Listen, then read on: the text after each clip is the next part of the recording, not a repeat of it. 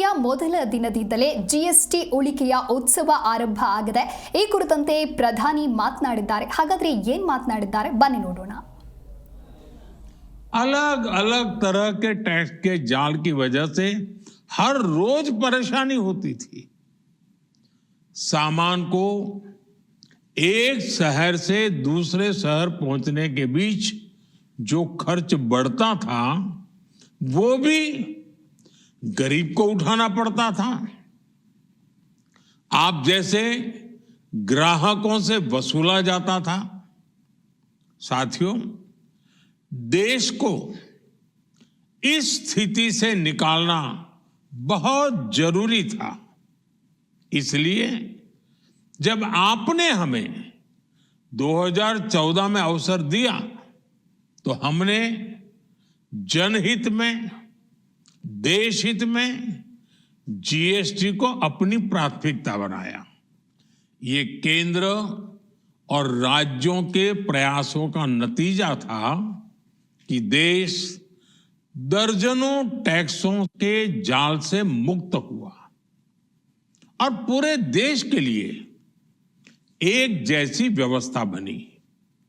One nation one tax का सपना साकार हुआ. साथियों, रिफॉर्म एक अनवरत चलने वाली प्रक्रिया होती है.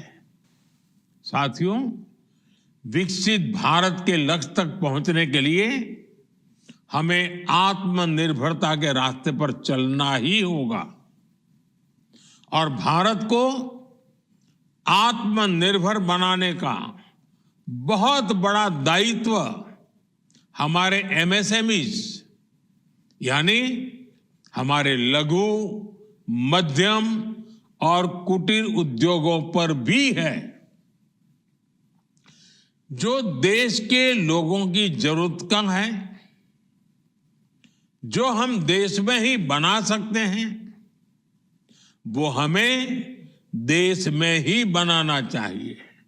साथियों, देश की स्वतंत्रता को जैसे स्वदेशी के मंत्र से ताकत मिली, वैसे ही देश की समृद्धि को भी स्वदेशी के मंत्र से ही शक्ति मिलेगी.